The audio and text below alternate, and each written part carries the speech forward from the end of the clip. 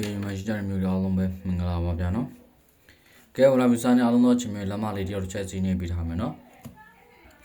ကဲ channel subscribe မနေရသေးတဲ့မျိုးအားလုံးပဲ channel subscribe နေထားပြီပါနော်။လက်မလေးမနေရသေးတဲ့မျိုးအားလုံးပဲလက်မလေးနေထားပြီပါဗျာနော်။ဒီကတော့ channel subscribe နေထားပြီပါဗျာနော်။ဒီကတော့ channel subscribe နေပါလက်မလေးမနေရသေးတဲ့မျိုးအားလုံးပဲလက်မလေးတယောက်တစ်ချက်စီးနေဗျာနော်။ကဲမျိုးအားလုံးပဲနော် channel subscribe မနေရသေး subscribe နေထားပြီနော်။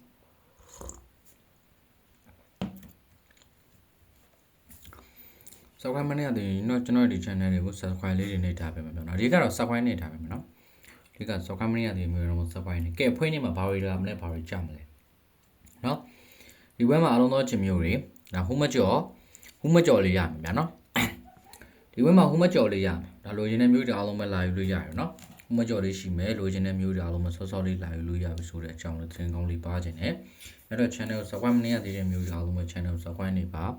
လမလေးမနေရသေးတဲ့မျိုးတွေလည်းအားလုံးလမလေးတယောက်တစ်ချက်စီနှိပ်ထားပေးမယ်ဗျာနော်လမလေးတယောက်တစ်ချက်စီနှိပ်ပေးထားမယ် channel subscribe မနေရသေး channel subscribe လေးနှိပ်ထားပေးမယ်ဗျာနော်ကဲတော့အဖွင့်မှာဘယ်လိုပုံစံမျိုးလေးတွေနဲ့ကြာမလဲဘယ်လိုပုံစံမျိုးလေးတွေနဲ့လာမလဲပေါ့နော်အဲ့တော့subscribe မနေရသေးတော့ subscribe လေးနှိပ်ထားပေးနော်မျိုးအားလုံးပဲဟာလမလေးမနေရသေးတဲ့မျိုးတွေအားလုံးလမလေးတယောက်တစ်ချက်စီနှိပ်ပြီးအဲ့တော့ဒီမှာကဘယ်လိုလာလဲဆိုတော့ကျွန်တော်တို့အဖွင့်နေဖြစ်တဲ့အတွက်အားလုံးတော့ချင်မယ်ကျွန်တော်နည်းနည်းလေးတော့နော်အဲ့တော့ဒီမှာတော့ကြပေးထားတာတော့စိုးလို့မစိုးပြသူပေးတာလေးရတယ်နော်အဲ့တော့ဒီမှာကသူကတရက်နှစ်ရက်အဲ့ဒီနှစ်ရက်ချောင်းတော့နှစ်ခွန်တစ်လုံးလို့ကြပေးရတရက်နှစ်ရက်အဲ့ဒီနှစ်ရက်တစ်ချောင်းနှစ်ခွန်တစ်လုံးလို့ကြားတယ်ခွန်လာတယ်တရက်နှစ်ရက်အဲ့ဒီနှစ်ရက်တစ်ချောင်းနှစ်ခွန်တစ်လုံးကြားတယ်ခွန်လာတယ်တရက်နှစ်ရက်အဲ့ဒီနှစ်ရက်တစ်ချောင်းနှစ်ခွန်တစ်လုံးကြားတယ်နှစ်ကြားတယ်တရက်နှစ်ရက်အဲ့ဒီနှစ်ရက်တစ်ချောင်းနှစ်ခွန်တစ်လုံးလာတယ်ဆိုတော့ခွန်ကြားတယ်တရက်နှစ်ရက်အဲ့ဒီနှစ်ရက်တစ်ချောင်းနှစ်ခွန်တစ်လုံးလာပါဆိုတော့ဒီမှာနှစ်ကြားခဲ့တယ်နော်အဲ့တော့ဒီမှာကတရက်နှစ်ရက်အဲ့ဒီနှစ်ရက်တစ်ချောင်းနှစ်ခွန်တစ်လုံးဆိုတော့ဒီမှာနှစ်ကြားတယ်တရက်နှစ်ရက်အဲ့ဒီနှစ်ရက်တစ်ချောင်းနှစ်ခွန်တစ်လုံးလာဆိုတော့ဒီမှာခွန်ကြားတယ်တရက်နှစ်ရက်အဲ့ဒီနှစ်ရက်တစ်ချောင်းနှစ်ခွန်တစ်လုံးလာဆိုတော့ဒီမှာခွန်ကြားခဲ့တရက်နှစ်ရက်အဲ့ဒီနှစ်ရက်တစ်ချောင်းနှစ်ခွန်တစ်လုံးကြားပါဆိုတော့ခွန်လာခဲ့တရက်နှစ်ရက်အဲ့ဒီနှစ်ရက်တစ်ချောင်းနှစ်ခွန်တစ်လုံးကြားပါဆိုတော့ခွန်ကြားခဲ့ဒီမှာတော့ဖောင်းရက်ရှိကြတော့မှအဲ့ဒီခွန်နှစ်ကကြားပြီးတော့မယ်နော်တော်တော်ကောင်းတဲ့ထဲထဲမှာပါတယ်ကျွန်တော်လည်းတော်တော်လေးကြိုက်တယ်ပေါ့နော်အဲ့တော့တရက်နှစ်ရက်အဲ့ဒီနှစ်ရက်တွင်းနဲ့နှစ်ခွန်တစ်လုံးလို့ကြားတယ်နှစ်ကြားတယ်တရက်နှစ်ရက်အဲ့ဒီနှစ်ရက်တွင်းနဲ့နှစ်ခွန်တစ်လုံးခွန်ကြားတယ်တရက်နှစ်ရက်အဲ့ဒီနှစ်ရက်တွင်းနဲ့နှစ်ခွန်တစ်လုံးနှစ်ကြားတယ်တရက်နှစ်ရက်အဲ့ဒီနှစ်ရက်တွင်းနဲ့နှစ်ခွန်တစ်လုံးနှစ်ကြားတယ်တရက်နှစ်ရက်အဲ့ဒီနှစ်ရက်တွင်းနဲ့နှစ်ခွန်တစ်လုံးမှာခွန်ကြားခဲ့တယ်ဗျာနော်အဲ့တော့ဒီမှာကဘာလာမလဲတရက်နှစ်ရက်ဒီနှစ်ရက်တွင်းနဲ့နှစ်ခွန်တစ်လုံးတရက်နှစ်ရက်ဒီနှစ်ရက်တွင်းနဲ့နှစ်ခွန်တစ်လုံးမှာခွန်ကြရနော်တရက်နှစ်ရက်ဒီနှစ်ရက်တွင်းနဲ့နှစ်ခွန်တစ်လုံးတရက်နှစ်ရက်ဒီနှစ်ရက်တွင်းနဲ့နှစ်ခွန်တစ်လုံးတရက်နှစ်ရက်ဒီနှစ်ရက်တွင်းနဲ့နှစ်ခွန်တစ်လုံးတရက်နှစ်ရက်ဒီနှစ်ရက်တွင်းနဲ့နှစ်ခွန်တစ်လုံးတရက်နှစ်ရက်ဒီနှစ်ရက်တွင်းနဲ့နှစ်ခွန်တစ်လုံးတရက်နှစ်ရက်ဒီနှစ်ရက်တွင်းနဲ့နှစ်ခွန်တစ်လုံးလို့ရှိအဲ့တော့ဒီမှာကနှစ်ခွန်တစ်လုံးလုံးမှာကြာထားတာဖြစ်တဲ့အတွက်မနက်ဖြစ်မှာအဲ့ဒီနှစ်ခွန်တစ်လုံးတော်တော်ကောင်းတဲ့ထဲမှာပါတယ်ကျွန်တော်ဒီနှစ်ခွန်တစ်လုံးပါနော်နှစ်ခွန်တစ်လုံးတော့ဟာလားနှစ်ထက်ဆိုင်ကျွန်တော်ခွန်တော့ပို့ပြီးတော့ကြိုက်တယ်နှစ်ထက်ဆိုင်ကျွန်တော်ခွန်ပို့ပြီးတော့ကြိုက်တယ်ဗျာနော်ဒီလားလုံးပ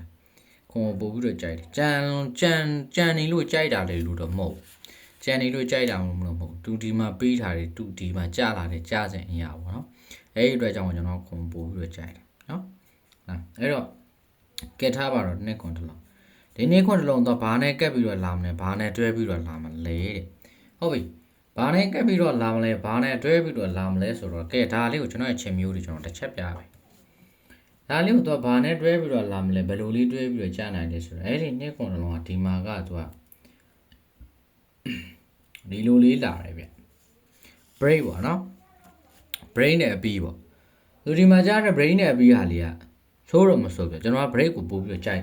်ဟုတ်လား break ကိုပို့ပြီးကြိုက်အဲ့တော့ဘယ်လိုသွားလဲဆိုတော့ဒီ9ရဲ့ဒီတုံညလမ်းမလေးမနေရတဲ့လမ်းမလေးတယောက်တစ်ချက်စီနေထားပြီမယ်နော်ဒီကလမ်းမလေးမနေရတဲ့လမ်းမလေးတယောက်တစ်ချက်စီနေပါ channel subscribe မနေရတဲ့ channel subscribe လေးနေပါဒီ9ရဲ့ဒီတုံညရဲ့နှလုံးပေါင်းကြီးညီ9ရဲ့တုံညရဲ့နှလုံးပေါင်းကြီးဒီ9အဲ့ဒီဟာက break ဖြစ်မယ်ဟုတ်ပြီနော်အဲ့တော့ဒီနှလုံးပေါင်းကြီးက9တဲ့9ပါဝါတုံညအဲ့ဒီ9တုံည break ကအားလုံးသောချင်မျိုးတွေဘာမှကြပြမယ်အဲ့ဒီ9တုံညာ break ကနောင်ပွဲတော့တနင်္လာနေ့လေးမနက်ပိုင်းလေးမှာအဲ့ဒီ9တုံညာ break ကကြပြရ အဲ့တော့ဒီနှလုံးပေါင်းခြင်း9တုံညာ break ကိုမှသူဘာနဲ့အပြီးသွားလဲဆိုတော့ဒီခွန်ရဲ့ဒီနှစ်ရဲ့ဒီတုံညာရဲ့ခွန်ရဲ့နှစ်ရဲ့တုံညာရဲ့3လုံးပေါင်းခြင်းဒီ9ပါဝါ4နှက်ခတ်6ဟုတ်ပြီလားသူကအလားလေးနဲ့ထိပြီးတော့ကြပြီရအဲ့ဒါကတော့ဘယ်လိုသွားမလဲဆိုတော့ဒီ3လုံးပေါင်းခြင်းညီ9ပါဝါ4နှက်ခတ်6 946နဲ့ထိတော့9တုံညာ break 946နဲ့ထိတော့9တုံညာ break ဆိုပြီးတော့ဒီလိုလာတယ်ပေါ့နော်အဲ့ဒါကိုမှတော့ဒီမှာလေတဲ့တော့ဒီရှိရဲ့ဒီ9ရဲ့နှလုံးပေါင်းကြီးညီခွန်နဲ့ပါဝါဒီနှစ်အဲ့ဒီခွန်နှစ်ပရိဒီနောင်ပွဲဟာလားတနင်္လာနေ့ဖွင့်နေလေးမှာခွန်နှစ်ပရိလို့ကြာအဲ့တော့ဒီရှိဒီ9နှလုံးပေါင်းခြင်းခွန်နှစ်ပရိကိုမှဒီနှစ်ရဲ့ဒီရှိရဲ့ဒီ9ရဲ့3လုံးပေါင်းခြင်းနှစ်ရှိကို3လုံးပေါင်းခြင်းညီ9လို့ရတယ်ပါဝါလေးနှစ်ခတ်6ပဲ946နဲ့ဒီတော့နှစ်ခွန်နော်နှစ်ခွန် break ခွန်နှစ် break ဒီ3လုံးပေါင်းခြင်း946နဲ့ထိတော့ဒီနှလုံးပေါင်းခြင်းခွန်နှစ် break လို့လာတယ်ဟုတ်ပြီနော်946နဲ့ထိတော့ခွန်နှစ် break လို့လာတယ်အဲ့တော့ဒီမှာဆက်ကြည့်အဲ့တော့ဒီ1ရဲ့ဒီ9ရဲ့နှလုံးပေါင်းခြင်း1ရဲ့9ရဲ့နှလုံးပေါင်းခြင်း3ညပါဝါ9တဲ့3ည5 break ပဲဟုတ်လားဒီ3ည5 break ကိုမှဒီ6ရဲ့ဒီ3ညရဲ့ဒီ9ရဲ့6 3ညကို3လုံးပေါင်းခြင်းညီ5ပါဝါ3ညနှက်ကတ်3လို့ရအဲ့တော့9တုံညာ3နဲ့ထိတော့9တုံညာ break မှတ်ထားနော်9တုံညာ3နဲ့ထိတော့9တုံညာ break ဒီနောင်ပွဲတနင်္လာမှာကြာပြရမယ်ဆိုတော့ဒီမှာ30ခွန်ဆိုပြီးတော့လာခဲ့ဒီရှစ်ရဲ့ဒီ3ညရဲ့နှလုံးပေါင်းချင်းညီဒီရှစ်ဒီ3ညနှလုံးပေါင်းချင်းညီ8ပါဝါ3အဲ့ဒီ8 3နေရာ break အဲ့ဒီ8 3 break ဒီတနင်္လာနေ့မနက်ပိုင်းမှာကြာဒီရှစ်ဒီ3ညနှလုံးပေါင်းချင်း8 3 break ကိုမှဒီ6ရဲ့ဒီခွန်ရဲ့ဒီ3ညရဲ့3လုံးပေါင်းချင်းညီ3ပါဝါ6နှက်ခတ်ဒီဟာ3ပါဝါဒီ6နှက်ခတ်ဒီ5ဟုတ်လား3ပါဝါဒီ8နှက်ခတ်ဒီ5 3 8 5နော်6ခွန်3ည3လုံးပေါင်းချင်းဒီ3ပါဝါ8နှက်ခတ်5အဲ့တော့ဟုတ်လား3 8 5နဲ့ဒီတော့8 3 break 385နဲ့ဒီတော့8 3 break ဒီတနင်္လာနေ့ဖွင့်မှာကြာပေးရမယ်ဆိုတော့ဒီမှာ3ည8လူလာခဲ့ဒီ9ရဲ့ဒီ3ရဲ့နှလုံးပေါင်းကြီးကြီးနှစ်တယ်နှစ်ပါဝါဒီခွန်နှစ်ခွန်ဒီက break အဲ့လားတနင်္လာနေ့မနက်ပိုင်းမှာပဲကြာအဲ့ဒီ9 3နှလုံးပေါင်းကြီးနှစ်ခွန် break ကိုမှ4ခွန်3 3လုံးပေါင်းကြီးညီ4ပါဝါ9နှက်ခက်နှစ်4 9နှစ်နဲ့ထီတော့ခွန်နှစ် break ဆိုတာဒီမှာကြာပေးရဟုတ်လား4 9နှစ်နဲ့ထီတော့ခွန်နှစ် break ဟုတ်ပြီနော်အဲ့တော့ဒီမှာဆက်သွားမယ်ဒီတိရဲ့ဒီတိရဲ့နှလုံးပေါင်းချင်းဒီနှစ်ပါဝါဒီခွန်အဲ့ဒီနှစ်ခွန်က break မယ်တဲ့အောင်ဟာလာအားလုံးတော့ချင်းမျိုးเนาะ channel တဲ့လမ်းမလေးတွေတော့ချက်ကြည့်နေမယ် channel subscribe မနေရသေးနေပါတရဲ့နှလုံးပေါင်းချင်းဒီနှစ်ပါဝါဒီခွန်အလားတရား break အဲ့ဒီနှစ်ခွန် break ကိုမှ तू ကပေးလိုက်တာက3ရဲ့8ရဲ့ not 1ရဲ့3 8 1 3လုံးပေါင်းချင်းဒီဟာလာ तू ကနှစ်လို့ရနှစ်တပါဝါခွန်နှက်ခတ်4ဟုတ်ပြီလားเนาะအဲ့တော့မှသူကနှစ်တပါဝါခွန်နှက်ခတ်4နဲ့လာဒီမှာနှစ်ခွန်တစ်လုံးကရှိပြီးသားဟုတ်ပြီเนาะအဲ့တော့မှသူကနှစ်ခွန်4ဆိုတော့နှစ်ခွန်ကပို့ပြီးတော့မားတယ်ဒါကျွန်တော်ကြိုက်တော့ပြောတာเนาะနှစ်ခွန်ပို့ပြီးတော့တကယ်လို့ဒါဒီခွန်ဒီ4နဲ့ကိုနှစ်ခွန် break ဆိုလို့ရှင်အားလုံးသောချင်းမျိုးကြီးเนาะ4နဲ့ကိုနှစ်ခွန် break ဆိုတော့လေစိုးလားဆိုတော့မစိုးပါဘူးလင်းတော့4နဲ့ကိုနှစ်ခွန် break လေကောင်းပါတယ်เนาะကဲတော့ဒီမှာတစ်ချက်ထပ်ကြည့်နော်ဒီမှာတစ်ချက်ထပ်ကြည့်ဒီမှာကြောက်တယ်ဒီဘက်ကသွားလာတဲ့ဟာလေးကလည်းအပြီးပေါက်တယ်ပဲနော်ဟာလာကျွန်တော်ဒီ live video ပိုင်းလေးအရန်တိုးပါတယ်အားလုံးသောချင်းမျိုးတိုးရင်းနဲ့လိုရင်းလေးကိုမြန်မြန်လေးကြည့်ရတယ်မြန်မြန်လေးတွေ့ရတယ်မြန်မြန်လေးမြင်ရတယ်အဲဒီတော့ကြောင့်အားလုံးသောချင်းမျိုးဒီ channel ကို subscribe လေးနှိပ်ပါဒီကတော့လမ်းမလေးတယောက်တစ်ချက်စီနေပါနော်ဒီကြောင့်ကျွန်တော်ဒီ channel လေးမှာစတင်ပြီးလွှင့်ပြပေးလိုက်ပါတယ်အဲတော့လမ်းမလေးမနေရသေးတဲ့မျိုးတွေနှိပ်ပေးပါကျွန်တော်ဒီမှာလဲနောက်တိုင်းအများတန်းလောတော့တန်တိုင်းလွှင့်ပေးအောင်မှာဖြစ်တဲ့အတွက်လမ်းမတွေနှိပ်ပြီးပါ channel ကို subscribe မနေရသေးတဲ့မျိုးတွေအားလုံးပဲ channel ကို subscribe လေးတွေနှိပ်ထားပေးပါပေါ့နော်အဲ့တော့ဒီမှာလဲသူကဘယ်လိုသွားလဲဆိုတော့ဒီ3ညရဲ့ဒီခွန်ရင်ဒီလိုသွားမယ်ဒီ3ညရဲ့ဒီခွန်ရင်နှလုံးပေါင်းချင်း3ညခွန်နှလုံးပေါင်းချင်းဒီတဲ့ဟာလား3ညခွန်နှလုံးပေါင်းချင်းဒီသူကဘာလာလဲဆိုတော့3ညခွန်နှလုံးပေါင်းချင်းဒီခွန်ပါဝါဒီနှစ်အလားထိပ်စီခွန်နှစ်တီထိပ်ဟာလားအဲ့တော့ဒီနှလုံးပေါင်းချင်းခွန်နှစ်တီထိပ်စီအဲ့တော့ဒီနှလုံးပေါင်းချင်းခွန်နှစ်တီထိပ်အောင်ဖြစ်တယ်နော်ဒီနှလုံးပေါင်းချင်းခွန်နှစ်တစ်လုံးပါနော်ခွန်နှစ်1ချိန်ပေါ့အဲ့တော့ဒီနှလုံးပေါင်းချင်းခွန်နှစ်တီ1ချိန်ဟ ဟာလားဒီနှလုံးပေါင်းခြင်းခုနှစ်ဝမ်းခြင်းဒီတနင်္လာနေ့မနက်ပိုင်းမှာကြာပြီရအဲ့ဒီတနင်္လာနေ့မနက်ပိုင်းမှာကြာခဲ့တော့ဟာလားဒီဟာဒီတော့ဘာနဲ့လာတာလဲဆိုတော့အားလုံးသောချင်းမျိုးတွေဟာလားဒီမှာကနှစ်ထိတ်ကြာသာပင်နဲ့မနက်ပိုင်းမှာကြာတော့တော့လာထိတ်စီးစီနှစ်ထိတ်စီဖြစ်ခြင်းကြောင့်အဲ့ဒီနှစ်ပါဝါခွန်ဆိုတော့နှစ်ခွန်ဘရိတ်ဒီအားလုံးသောချင်းမျိုးတွေတနင်္လာနေ့မနက်ပိုင်းလေးမှာကြာပြီရမယ်နှစ်ခွန်ဘရိတ်နော်အဲ့တော့နှစ်တဲ့ဒီဖြစ်ကြအဲ့ဒီနှစ်ခွန် break ဒီနှလုံးပေါင်းခြင်းနှစ်ခွန်1ချင်းနဲ့နှစ်ခွန် break ဆိုပြီးတော့ဒီလိုလာတယ်အဲ့တော့ဒီမှာလေးဒီလိုပဲဒီနှစ်ရဲ့ဒီ3ညရဲ့နှလုံးပေါင်းခြင်းကြီးနှစ်ပါဝါဒီခွန်ဟုတ်လားနော်နှစ်ခွန်ဒီဟာ1ချင်းဟုတ်လားဒီမှာကြာအဲ့ဒီနှစ်ခွန်1ချင်းဒီနှလုံးပေါင်းခြင်းနှစ်ခွန်1ချင်းဟိုမှာသူကဒီမှာကကြာသာရိနဲ့မနက်ပိုင်းမှာကြာတော့ထိတ်ဒီ6ထိတ်လူဖြစ်ခြင်းကြောင့်6ပါဝါတက်အဲ့ဒီ6တက်ဒီဟာဘီကီပါတဲ့အဲ့ဒီ break ဒီအားလုံးသောအချိန်မျိုးတွေတနင်္လာနေ့မနက်ပိုင်းလေးမှာကြာပေးရတယ်။တော့ဒီမှာ tip break လို့ကြာပါတယ်ဗောနော်။ tip break လို့ကြာပါတယ်ဟုတ်လား။သူကဒီမှာကဒီမှာလာတာအားလုံးသောအချိန်မျိုးတွေ။သူကလာမယ်ဆိုလို့ရှိရင်ဒီကနေပြီးအားလုံးသောမျိုးတွေရဲ့စိတ်ကြိုက်ပါနော်။ဟာကျွန်တော်တို့ power လေးခေါ်ထားတယ်။ကျွန်တော်ရဲ့မျိုးတိုင်းစိတ်ကြိုက်သွားမယ်ဆိုရင်တော့သူကတပေါက်ထဲလာတယ်။အားလုံးသောမျိုးနော်ဘယ်လိုတပေါက်ထဲလာလဲဆိုတော့ကျွန်တော်တို့မှပြပေးမယ်။အဲ့တော့ဒီမှာဆိုရင်ဒီ9ရဲ့ဒီ1ရဲ့နှလုံးပေါင်းခြင်းကြီး9ရဲ့1ရဲ့နှလုံးပေါင်းခြင်းကြီး6ပါဝါဒီ1 6တက်ဒီ1ချင်းအဲ့ဒီ9ဒီ1နှလုံးပေါင်းခြင်း6တက်1ချင်းကိုမှကြာသာရင်းနဲ့မနက်ပိုင်းမှာကြာတော့ထိတ်ခွန်ထိတ်လို့ဖြစ်ခြင်းကြောင့်ခွန်ပါဝါ2အဲ့ဒီခွန်2ဆိုတော့ break အဲ့ဒီခွန်2 break ဒီတနင်္လာနေ့မနက်ပိုင်းလေးမှာကြာပြရတယ်ခွန်2 break လို့เนาะခွန်2ဒီဖြစ်ခြင်းကြောင့်ခွန်2 break เนาะဒီလိုလေးကြာပြီအဲ့တော့တော့ဒီမှာလာမယ်ဆိုလို့ရှိရင်တဲ့ဒီနှစ်ရဲ့ဒီ3ညရဲ့နှလုံးပေါင်းခြင်းကြီးနှစ်ပါဝါဒီခွန်နှစ်ခွန်ဒီဟာပီကီဟာလားဒီနှလုံးပေါင်းခြင်း sorry နှစ်ခွန်ဒီ1ချင်းပြောတာနော်ဒီနှစ်ဒီ3ညနှလုံးပေါင်းခြင်းနှစ်ခွန်ဒီ1ချင်းဟာလားဒီနေ့နေ့မနက်ပိုင်းမှာကြာပြီရအဲ့ဒီ3ညဒီနှစ်ဒီ3ညနှလုံးပေါင်းခြင်းနှစ်ခွန်1ချင်းအောင်မှာ3ထိပ်စီလို့ကြာသာပြီနှစ်မနက်ပိုင်းမှာကြာတော့ထိပ်ဒီ3ထိပ်စီဖြစ်ခြင်းကြောင့်3ပါဝါ8အဲ့ဒီ38ဆိုတော့ break ဒီသွားဒီမှာကြာပြီရမယ်တနေ့နဲ့မနက်ပိုင်းမှာเนาะအားလုံးသောမျိုးတွေဒါကိုပါဝါခေါ်ပြီးတော့မလိုချင်ဘူးပါဝါနဲ့မကြချင်ပါဝါနဲ့မကြိုက်ဘူးကျွန်တော်တို့ကတလုံးတစ်ပေါက်ဆင်းနဲ့ကိုကိုင်းခြင်းနဲ့ဆိုရင်အားလုံးသောမျိုးတွေကိုင်းလို့ရတယ်ဟုတ်လားเนาะဒီနှလုံးပေါင်းခြင်းနှင်းခွန်1ကျဲဥမာဒီမှာကြာသာရင်းနဲ့မနက်ပိုင်းမှာကြာတော့ထိတ်ဒီနှစ်ထိတ်စီဖြစ်ခြင်းကြောင့်နှစ်ပါဝါခွန် break တလုံးနဲ့ကြာပြီเนาะ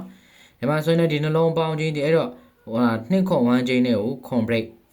ဒီမှာဆိုတော့ဒီနှလုံးပေါင်းခြင်းဒီနှစ်ပါဝါခွန်နှစ်ခွန်1ချင်းနဲ့ကိုမှာကြာသာရိနှစ်မနက်ပိုင်းမှာကြာတော့ထိတ်ဒီ6ထိတ်ဒီဖြစ်ခြင်းကြောင့်6ပါဝါtip break တလုံးနဲ့ကြာတယ် tip break တလုံးနဲ့ဟုတ်ပြီနော်အဲ့တော့ကျွန်တော်ရဲ့မျိုးတွေတော့ဒီတိုင်းယူမယ်ဆိုလို့ရှိရင်နှစ်ခွန်1ချင်းကို tip break ဆိုပြီးတလုံးနဲ့ကင်လို့ရတယ် break တလုံးနဲ့ကင်လို့ရတယ်9တက်နှလုံးပေါင်းခြင်းကြီး6တက်1ချင်းကိုမှာကြာသာရိနှစ်မနက်ပိုင်းမှာကြာတော့ခွန်ထိတ်ခွန်ပါဝါနှစ်ဟာလားနှစ် break လို့ဒီမှာတလုံးနဲ့ကင်လို့ရတယ် break တလုံးနဲ့အဲ့တော့6တက်ထိပ်စီးနေကို6တက်တလုံးနဲ့ကိုနှစ် break ပါဆိုတော့6ဘူးတည်ဘူးပေါ့ဟုတ်လားအဲ့တော့ဒီမှာအလုံးသောမျိုးရအဲ့လိုမျိုးပဲကင်ကျင်တယ် break တလုံးနဲ့ကိုပဲကင်ကျင်တယ်ဒီမှာလဲနှစ်ခွန်ဟာလား break ကိုမှလိမ့်နှစ်ကိုနော်လားနှစ်ခွန်နှစ်ခွန် break ကိုမှနှစ်ခွန်လိကီးနဲ့ဟာလားရှိသေးတယ်ဆိုတော့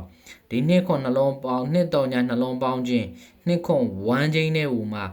3ထိပ်စီလို့ဖြစ်အောင်3ပါဝါ10 break နဲ့ဆိုရင်အလုံးသောချင်းမျိုးနှစ်ခွန်တစ်လုံးနဲ့ကို38 break ဆိုပြီးတော့ဒီလိုကိုင်းမယ်ဒါဆိုရင်အလုံးသောမျိုးတွေဟာလားညီကိုပွင့်မယ်ပေါ့နော်နှစ်ခွန် break နဲ့ကိုညီကိုဆိုတော့မှာ68တို့ပါတော့နော်ကောင်းတာပေါ့ဟာလားမျိုးရအောင်မယ်နော်38တို့ပါတော့အလားလေးကောင်းတာပေါ့နော်ဒီမှာဆိုရင်93တို့ပါတော့နော်အလားလေးရှိတယ်ဟာလားနှစ်ခွန်1ချင်းနဲ့နှစ်ခွန် break ဆိုရင်တော့လာခွန် break ဆိုရင်တော့ဒါလေးတွေနဲ့တော့မထိဘူးပေါ့နော်နှစ်ခွန်တစ်လုံးနဲ့နှစ်ခွန်တစ်လုံးနဲ့ကို10 break ဆိုတော့ညီကိုထိမှာပေါ့နော်အညီကိုပေါ့ဟာလားကဲတော့အလုံးသောချင်းမျိုးတွေအဲ့လိုလေးတော့ရှိတယ်ကျွန်တော်တို့ကနှစ်ခွန် break ကိုနှစ်ခွန်တစ်လုံးကို10 break နဲ့ကတ်မယ်နှစ်ခွန် break ကိုနှစ်ခွန်4နဲ့ကတ်မယ်အဲ့လားပဲရှိမယ်ဟုတ်ပြီနော်အဲ့တော့ဟိုမကြော့မရသေးတဲ့မျိုးတွေဟိုမကြော့ယူမယ်ဆိုတဲ့မျိုးတွေလာယူလို့ရပါပြီလမ်းမလေးတွေမနှိမ့်ရသေးရင်တတိယလေးနှိမ့်ပြပါအခုကျွန်တော်ရဲ့ line လွှင့်နေတဲ့အချိန်လေးမှာမနှိမ့်ရသေးဘူးဆိုရင်နှိမ့်ထားပြပါ channel ကို subscribe မနှိမ့်ရသေးတဲ့မျိုးတွေရှိတယ်ဆိုရင်လည်းအခုကျွန်တော်ရဲ့ဒီ channel လေးကို subscribe လေးနှိမ့်ထားပြပါအောင်ဗျာနော်ကျွန်တော်ရဲ့ဒီ channel လေးကို subscribe မနှိမ့်ရသေးရင် subscribe လေးနှိမ့်ထားပြပါ လမ်းမလေးတွေမနေရတဲ့တော့ဒီကလမ်းမလေးနေထားပြီပါဗျာနော်ဟုတ်လားလမ်းမလေးမနေရတဲ့တော့လမ်းမလေးတစ်ချက်နှိပ်ပြီပါ channel subscribe မနေရတဲ့ရင်လည်း channel ကို subscribe လေးနှိပ်ထားပေးကြပါဦးခင်ဗျာနော်ဟုတ်လား subscribe မနေရတဲ့ subscribe နဲ့လမ်းမနေရတဲ့လမ်းမလေးနှိပ်ထားပေးမယ်နော်မျိုးကြောင်သုံးပေးကြတော့ဟုတ်ပြီဟိုမကြော်ယူမယ်ဆိုတဲ့မျိုးတွေလည်းကျွန်တော်တစ်ခါတည်းပေးသွားမယ်ပေါ့နော်ဟိုမကြော်မရသေးတဲ့မျိုးတွေတစ်ခါတည်းလာယူပါလမ်းမလေးနှိပ်ထားပေးမယ်နော်မျိုးကြောင်သုံးပေးဟုတ်ပြီအဲ့တော့အားလုံးသောချင်မျိုးတွေမနက်ဖြန်ဟာလာမနက်ဖြန်1ရက်နေ့ပေါ့နော်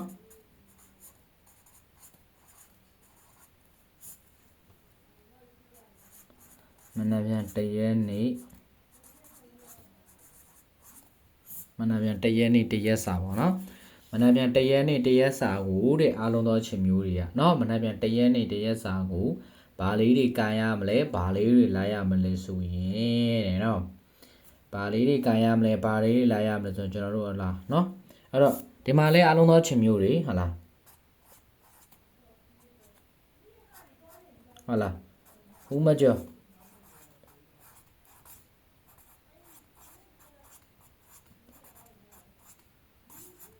ဦးမကျော်လာပြီမယ်နော်ဦးမကျော်မရသေးတဲ့မျိုးတွေအားလုံးမလာပြီပါဦးမကျော်မရသေးတဲ့မျိုးတွေကဟုတ်လားနော်မဲပါမှာ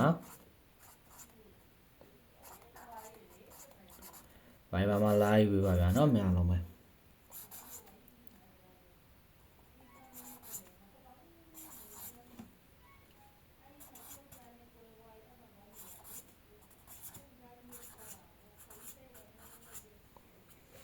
နော်မရသေးတဲ့မျိုးတွေဒီနံပါတ်မှာနော်ဒီနံပါတ်မှာမရသေးတဲ့မျိုးတွေနော်ဟိုမကျော်မရသေးတဲ့မျိုးတွေမှာမြန်လေးလာပြီပါဟိုမကျော်မရသေးတဲ့မျိုးတွေမှာတစ်ခါတည်းလာပြီပါနော်မြန်အောင်ပဲဟုတ်လားပွဲတိုင်းမှန်လာတဲ့ဟာလေးပေါ့နော်မြန်အောင်ပွဲတိုင်းကျွန်တော်တောက်လျှောက်မှန်လာတဲ့ဟာလေးဟိုမကျော်တော့လားနော်ဟိုမကျော်တင်လိုက်ရမယ့်ဟာလေးပေါ့နော်ဘော်ဒ်ဘူးသူကကျွန်တော်ပေးရတော့တပတ်စာပေါ့ဗျာနော်တပတ်စာပေါ့ဒါပေမဲ့ဟိုမကျော်တွေနဲ့မှထွက်တာဆိုတော့ဟိုမကျော်မှာတင်လိုက်ရမယ့်ဟာလေးပေါ့နော်ကဲမရသေးတဲ့မျိုးတွေဒီမှာမြန်လေးလာပြီးပေးထားမယ်မန္တလေးရဲ့စားတော့ကိုဘာလေးလိုက်ရမလဲဆိုတော့နည်းကို break နည်းကို break ဆိုတော့နည်းကို break ဆိုတော့နှစ်6ပြီးတော့ခွန်နဲ့ကို break ဆိုတော့ခွန်တက်အဲ့လားလို့အားလုံးသောမျိုးတွေကဟာလားเนาะအဲ့ဒါအားလုံးသောမျိုးတွေကအားလိုက်မယ်နောက်တဲ့တစ်ခုကကျွန်တော်တို့ဟာလားနည်းကိုဟာလားနည်းကိုနှစ် break နည်းကိုနှစ် break ပြီးသွားရင်ဟာလားနည်းကိုခွန် break ပြီးတော့ခွန်နဲ့ကိုနှစ် break ခွန်နဲ့ကိုခွန် break လေးနဲ့ကိုနှစ် break ဟာလားပြီးသွားရင်လေးနဲ့ကိုခွန် break ဟာလားအဲ့လားပဲရှိမယ်เนาะအဲ့ဒါတွေအားလုံးသောချင်းမျိုးတွေကလိုက်မယ်เนาะဟုတ်ပြီเนาะအဲ့ဒါတွေပါတို့ပါအဲ့တော့ဒီဟိုမကျော်ယူမဲ့မျိုးတွေကဒီเนาะဒီနံပါတ်မှာမြန်လေးလာပြီမယ်เนาะဟိုမကျော်မရသေးတဲ့မျိုးတွေဒီနံပါတ်မှာမြန်လေးလာပြီပါလမ်းမလေးတွေမနေရသေးတဲ့မျိုးတွေအားလုံးပဲအဓိကလမ်းမလေးတယောက်တစ်ချက်စီနှိပ်ထားပြီပါ channel subscribe မနေရသေး channel subscribe နှိပ်ပါလမ်းမလေးမနေရသေးလမ်းမလေးတယောက်တစ်ချက်စီနှိပ်ထားပြီပါဗျာเนาะကဲတော့မျိုးတွေအားလုံးပဲဘိုင်းမိုင်ပါဗျာเนาะဟိုမကျော်တည်တည်ကြလေးလာပါကျင်းနေကြမယ်အားလုံးတော့ချင်မျိုးရေเนาะကျင်းနေကြမယ်ဟိုမကျော်မြန်လေးလာပြီပါကဲတော့မျိုးအားလုံးပဲလမ်းမလေးနှိပ်ပြီးမှဆင်းသွားမယ်เนาะကဲတော့မျိုးအားလုံးပါမယ်ပါเนาะ